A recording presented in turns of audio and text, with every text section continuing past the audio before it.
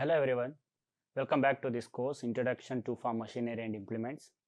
I am Dr. Srinivas DJ again in front of you all with the another topic of this week, that is scope of farm mechanization in India. So in previous two classes, two sessions, we talked about farm sources of farm power in India, its status. In the recent class, we talked about farm mechanization, what does it mean, how farm mechanization is defined and way of measuring the mechanization level in India. So that's are all the things which we discussed in the or in the previous class. So in this class, we will be talking about scope of farm mechanization in India. So there is a wide scope for mechanization in India, and there are other countries also who have similar scope like in India. So other countries like Arabian countries, Southeast Asian country, African countries, India. These are all some of the countries which have the same scope for the mechanization, because they share same level of resources, same kind of scarcity and all, and that's how more or less among all these countries the level scope is remains same for the as far as the mechanization is concerned in the agricultural operations. The first scope is to have an improved irrigation facility, because water is very scarce. So we have some kind of scenario in Indian agriculture where certain portions are flooded and they have plenty of plenty of water available throughout the year, and there are some regions where there is a very lacking of water. So if you want to have achieve a more productions, then there should be a improved facility in terms of utilization of water, particularly through irrigation. So that's how the improved irrigation facility is needed, and that's where the scope is there for the mechanization in Indian agriculture. The another one is introductions of high yielding varieties of seeds. Of course, what we producing today is not sufficient for the next decade because of growing population, and the need for that is to have a high yielding varieties where we have a limited resources like land, water and all, but population is increasing. That will demand you the more production, and that is only possible whenever you have a high yielding varieties. High yielding variety seeds needs to be evolved, and there is a need for discovering such a kind of seeds and agriculture inputs. The third scope area is introductions of high dose fertilizers and insecticides for different crops. So here that high dose fertilizer is not mean having tons of applying tons of fertilizers into the land, but it means optimized applications of fertilizers. So we need to assess the nutrients and fertility available in the land. Accordingly, fertilizer needs to be applied. So because of assessing, we could see where and what amount to be applied, and that's how we can apply more dose to the area, the regions where there is a very less amount of fertility of land, and where we will avoid the applications of fertilizer where there is already a residual nutrients available in the land. Similarly, that is same for pesticides application also. Healthy plants does not require applications of insecticides and pesticides, where unhealthy plants do require a dose at higher level. So that's how there is a need for equipments, there is a need for a device which can assess the requirement of inputs like fertilizers and pesticides while we apply over the crops. Then another scope area is the introductions of new crops in different parts of the country. Of course, as you are all aware, certain crops which are limited to some regions of the country. As you can recall, decades ago, if we take an apple as an example, so whenever we go to the market, we could only see apples which are often referred as a Kashmiri apples. Earlier days, only Kashmir and some part of such in India having this such kind of geographical area used to grow apples, and they used to ship those produce throughout the country. And nowadays, because of improved varieties and able to maintain required climate at the micro level, we could able to grow apples throughout the country. For example, nowadays you can go to the market, you will find the apples which we call as Himachal apple.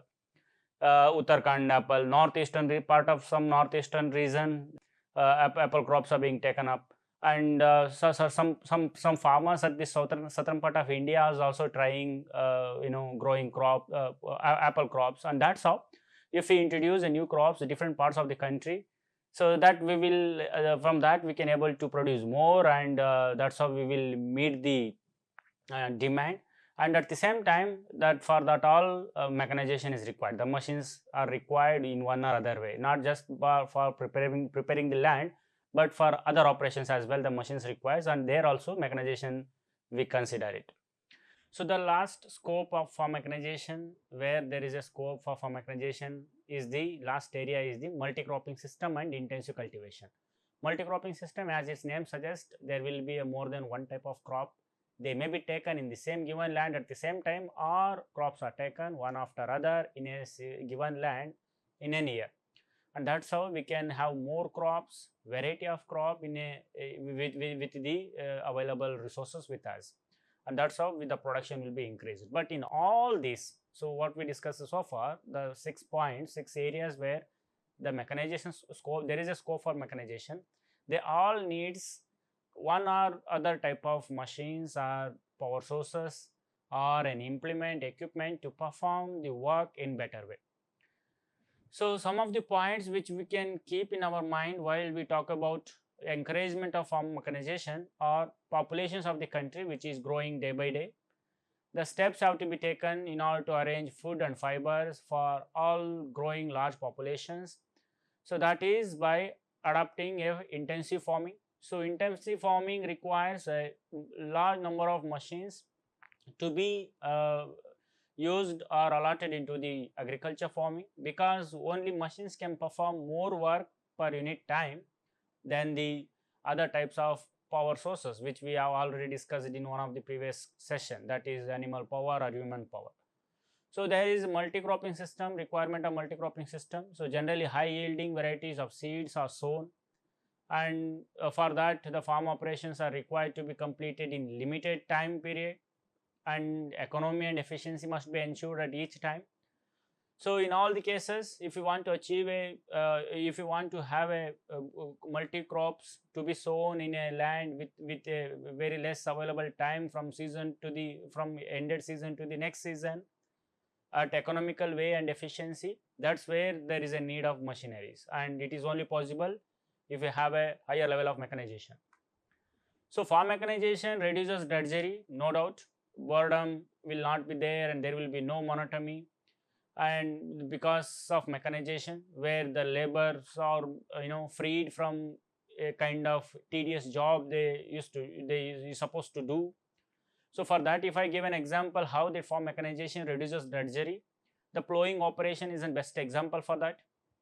If a man plow the 1 hectare of land with the help of a pair of bullocks using a bullock drawn implement which can plow a land in one pass by 15 centimeter width, he has to walk by 66 kilometers. So you can imagine now 1 hectare, in order to plow 1 hectare of land, the farmer or that labor is supposed to walk 66 kilometers. How tedious this job will be, and that's why that mechanization is needed. So now you can see most of the places, at least the plowing, we have achieved a large higher percentage of mechanization by replacing animal drawn implement and animal drawn power with the mechanical power, particularly tractors and power tiller.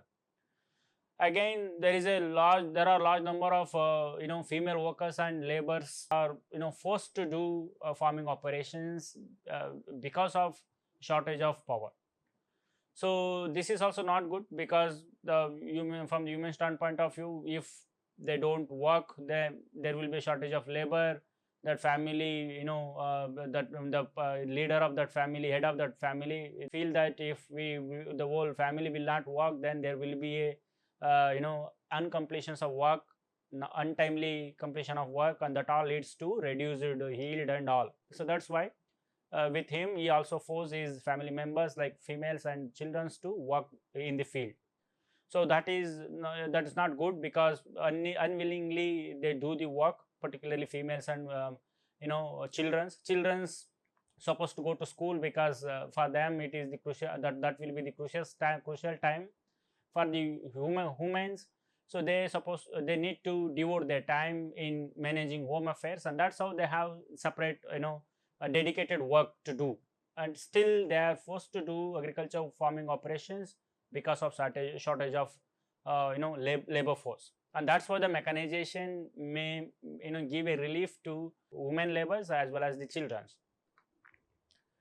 So if machines are used, these are all the reliefs we may expect. The first one is the farmer and his family can be relieved from hard works. As I mentioned in the previous slide, if you take plowing as an example, for that farm labor or a farmer are supposed to walk at least of 66 kilometers in order to plow 1 hectare. Similarly, if you want to weed the cropped land, so 1 hectare of weeding 1 hectare of land, he may take several hours. So the all farmers and his animals also relieved from the hard work if the machines are used for agriculture operations. So he will do his job with machine better and quicker. So if he use the machine, the work will be completed in shorter time, and he will get more time. Meanwhile, he will also get more leisure time, so that he can devote his free time for other work. He can focus on other related works. So he will earn a better living and he will enjoy a nice manner because of involvement of machines or higher level of mechanization. The proper utilization of basic inputs like water, seed and fertilizer will be possible, because with the machines you can apply fertilizers uniformly with shorter time, and there will be a very less higher dose of applications, and that's how some amount you will going to save over the investment on inputs. So still some questions may arise: what is the need of having machines and how they utilize the basic inputs? The seeds and fertilizers should be placed at a certain depth with respect to each other for a optimum interactions of two, which is possible by a seed drill. If you use the seed drill, you can right depth under the ground over the prepared seed bed, and that's how the seed will germinate with its whole potential, and the crop will grow better. If not, if you go for our traditional way of sowing seeds, just broadcasting seed over the prepared seed bed, the seed will not be in contact with the soil properly, and that's how the germination will be affected. And if germination affected, there will be a very less amount of populations of plant over the seed per unit area, and that leads to loss of seeds and the reduced yield in future. The seed bed should be prepared to require tilth for better crops, and with the help of machine you can plow the soil deeper in the ground, and that will enable deep rooted crops to penetrate their roots deep in the soil, and they can able to withstand certain level of drought also if there is no precipitation for some time when they were growing. But if you do the plowing operations manually, or with the help of a animal drawn implement, you can't plow the land below 15 or 20 centimeter from the ground, not more than that. The field should have uniform slope for better irrigation and drainage. If you use the machines, with the help of machine you can level the land. There are some machines, if I take the name, the laser leveler and all, so they will give you the desired slope over the prepared seed bed, and that will help you to have a better irrigation structures and drainage facilities. So there are certain operations which are rather difficult to perform by animal power and human power, like weeding.